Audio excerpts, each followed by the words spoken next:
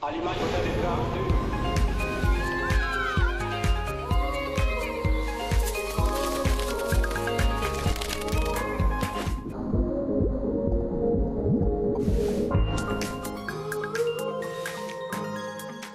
Soyez les bienvenus dans Outremer Story.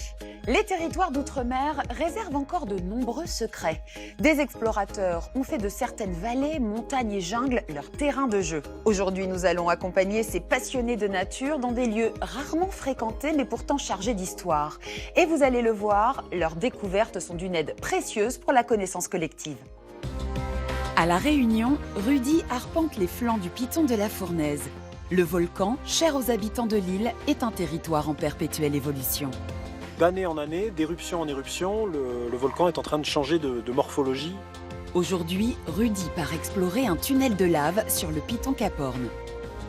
En Polynésie, Inatea connaît tous les recoins de l'île de Tahiti. On a trouvé 3 cascades. On va justement faire les recherches aux alentours.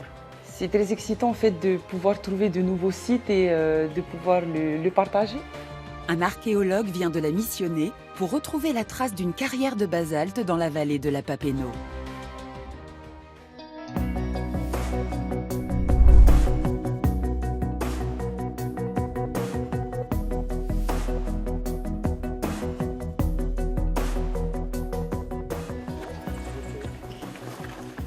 Vous êtes plus grande que d'habitude avec le casque, et vous risquez de taper les stalactites du plafond et de tout casser. Donc pensez à bien vous baisser dans les passages bas. On est parti ? La passion de Rudy, guide spéléologue, ce sont les volcans et les tunnels de lave. Ce matin, il explore le tunnel de lave bleue sur les pentes du piton de la Fournaise, vieux de plus de 22 000 ans. On est sur un écoulement tout droit. Très peu d'obstacles, il y a juste un tout petit virage, et du coup la forme cylindrique s'opère. Donc c'est la forme la plus intéressante pour la stabilité du tube aussi. Ça s'effondrera jamais. Les tunnels sont tous différents, ils ont tous leurs particularités, ils ont tous des singularités bien précises à chacun. Donc c'est pas du tout ennuyeux en fait. C'est un métier qui est très intéressant parce qu'on va explorer des zones, on va sur d'autres tunnels, on va essayer d'en trouver parfois, on va faire des petites explorations. On a la chance d'avoir un volcan très actif et du coup c'est vrai que de l'avoir à proximité, on s'y intéresse forcément.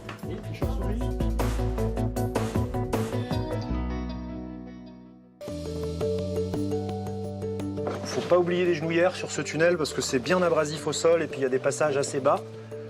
Des gants pour mettre des appuis au sol, protéger un peu les mains, et puis des casques. Dernier préparatif pour Rudy avant son départ demain en expédition. Destination, le tunnel de lave du Cap Horn, façonné par une éruption historique du piton de la Fournaise. C'est une éruption qui date de 98, elle a duré 196 jours, donc presque 6 mois d'éruption non-stop. Et puis ça a formé un beau tunnel de lave aussi au pied du volcan. Ce qui va peser lourd dans le sac, c'est les 5 litres d'eau, un gros bidon comme ça. Et puis, ce qui est intéressant aussi d'avoir, c'est des petites radios pour communiquer entre nous.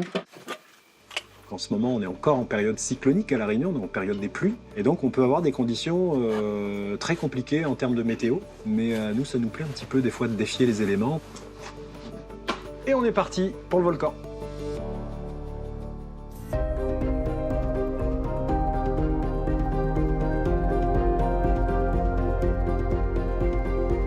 Quand on monte sur cette route du volcan, c'est toujours une émotion différente parce qu'on n'a pas toujours la même météo, ça c'est sûr.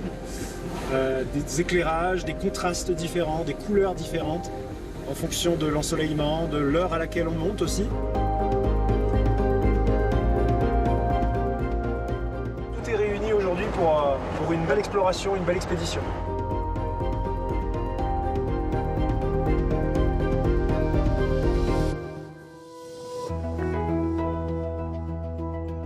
Rudy commence son expédition vers le tunnel de lave du Cap Horn.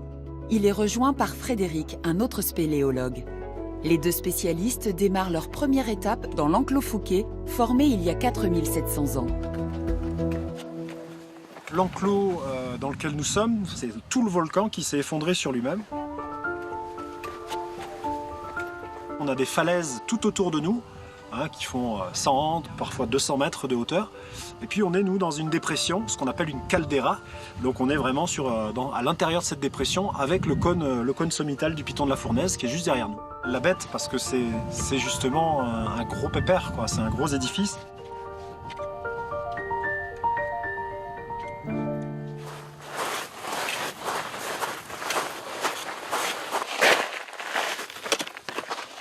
Jolies les couleurs là. Désert de lave à 2150 mètres d'altitude. Ben voilà Fred, on peut faire un petit point carto là ici.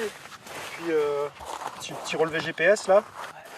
L'expédition a aussi pour but de répertorier le changement de topographie de toute la zone volcanique. Là, on a la petite flèche rouge, pas très loin du Capor, le cratère Man qui se trouve un petit peu plus bas. D'année en année, d'éruption en éruption, le volcan est en train de changer de morphologie. C'est des paysages éphémères, donc il faut absolument à chaque fois remettre à jour pour avoir des points précis de la zone du volcan. J'ai noté mon point, donc là on a le point pour cet endroit. Sur cette cartographie, on va pouvoir localiser pour avoir des abris, par exemple en cas de mauvaise météo ou en cas d'accident. Et notre objectif alors d'aujourd'hui, c'est vraiment de contourner le volcan, d'aller sur le flanc est, et puis on va aller dormir sur Piton Vulvul, qui est une éruption assez récente. On va bivouaquer par ici, là. Donc c'est une zone très particulière parce que c'est très très joli.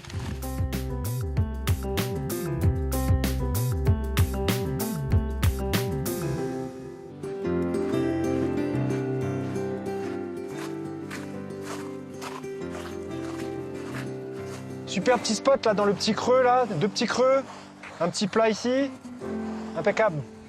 Après 6 heures de marche, Rudy et Frédéric installent leur bivouac pour la nuit. La petite soupe chinoise, elle va être bonne ce soir.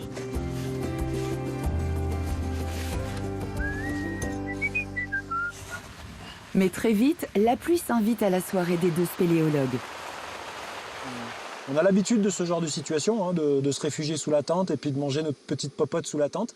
C'est usuel sur le volcan, il faut jouer avec la météo. Des fois on gagne, des fois on perd. J'ai une fourchette. Ben, c'est parfait. J'ai beaucoup bivouaqué dans l'enclos. J'ai jamais encore eu la chance d'avoir une éruption pendant que je bivouaquais dans l'enclos. Par contre, l'éruption était déjà démarrée, que là je suis allé bivouaquer, ça oui. On est privilégié parce qu'on est dans un site exceptionnel, il peut se passer des choses, c'est un site qui vit. On y va tout en restant prudent, quoi. Et n'empêche, les meilleurs repas que j'ai fait, c'est en bivouac. Mais oui, mais ça c'est... Tu constates des rougailles aussi, c'est tout. C'est les meilleurs moments ça. Mais même des trucs comme ça. Je sais pas, tu fais ça chez toi à ta case, ça n'a pas la même saveur. Pas le même goût. Ça n'a pas la même saveur. Bon, ben, bonne nuit Rudy. Allez, bonne nuit.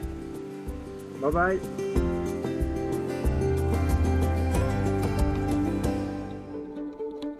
Première lueur du jour sur le piton de la Fournaise à 2600 mètres d'altitude. Après une nuit de bivouac, Rudy et Frédéric sont prêts à atteindre leur cible, le tunnel du Capor.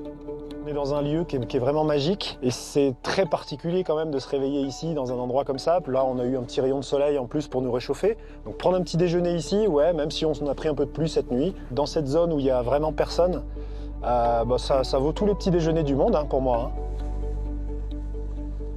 Ah c'est beau là. Ce qui est plus contraignant, c'est les gros cumulus là qu'il y a derrière. On va voir combien de temps elle dure cette mer de nuages parce que c'est chargé derrière. Un petit guindolo.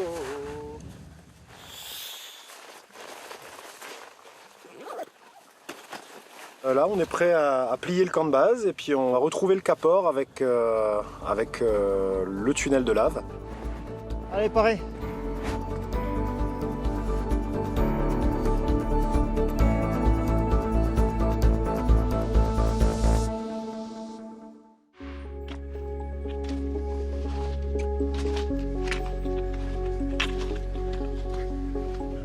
On a fait la moitié du parcours pour aller jusqu'au tunnel de lave.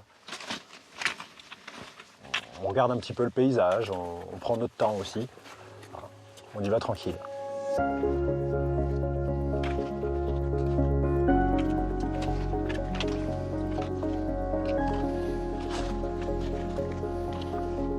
C'est un tunnel de lave qui se mérite. Il est soumis vraiment au caprice un petit peu du volcan. Si le volcan gonfle, si le volcan dégaze, s'il y a de la sismicité en dessous, eh ben ça peut modifier, ça peut déstabiliser un petit peu les structures internes de ce tunnel.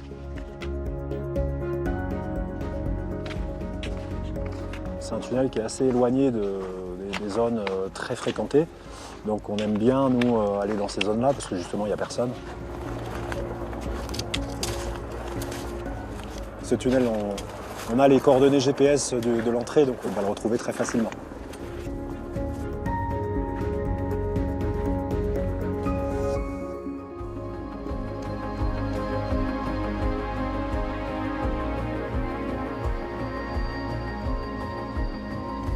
Bon Fred, on s'équipe? Après 2 jours de marche, Rudy et Frédéric atteignent enfin le tunnel du Cap-Or. Une nouvelle expédition les attend, cette fois-ci souterraine. Ça faisait 4 ans que j'avais pas mis les pieds dans ce tunnel. Durant ces 4 ans, il y a eu tellement d'activités sismiques, volcaniques, de l'inflation et tout ça. Donc c'est pas un tunnel où on va tous les jours, loin de là. Il pleut sous terre. Ce qu'il faut comprendre, c'est que ce tunnel, c'est une éruption récente. C'est une éruption qui date de 98. Cette éruption a duré 196 jours d'activité volcanique. Donc on a eu des coulées de lave pendant presque 6 mois. Donc il faut s'imaginer qu'en fin d'éruption, tout le tunnel se vidange et laisse des formations géologiques. Et ici, on a des formations géologiques d'exception. Quand les gouttes elles tombent, ça rappelle un peu les gouttelettes de lave à l'époque où le tunnel s'est formé. Sauf que ça tombait un peu plus chaud. Hein. Ça tombait plus chaud. Là, c'est de l'eau froide qui nous tombe dessus. On est sur une zone très très active. Le risque qui est supplémentaire aujourd'hui, c'est qu'on a eu des très fortes pluies qui favorisent l'érosion. Ça passe entre les fissures, ça peut déstabiliser un petit peu aussi.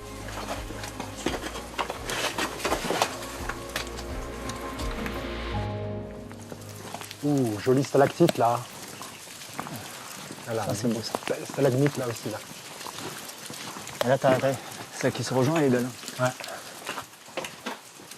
Ça reste à gauche. Ah, tu vois, tout ça, c'est amené à se casser la figure, là. Alors là, on a des formations de stalagmites de lave. Ces petites gouttes de lave, très chaudes, on est aux alentours de 1150 degrés. Elles se collent les unes sur les autres et elles forment ces monticules de stalagmites de lave. Donc, contrairement aux grottes calcaires où ça se forme à froid, là, ça se forme à chaud. Les sons sont différents d'un tunnel à un autre, ça dépend de la densité du basalte. On peut avoir des réverbes complètement différents, des échos différents. Le son va rebondir différemment sur la roche en fait et on va avoir des petites sonorités complètement différentes en fonction des tunnels. Cette exploration souterraine permet aux 2 spéléologues d'observer l'évolution du piton de la fournaise de l'intérieur. Avant de repartir, Rudy s'offre un moment de détente, son rituel. Ces petits concerts privés là dans le tunnel, c'est des petits moments pour le fun, pour se faire du bien tout simplement. Bonjour, bonjour, monsieur, bonjour, maman, bonjour, bonjour, madame. On va passer par la montagne, la rappelle à moi, mon premier bébé.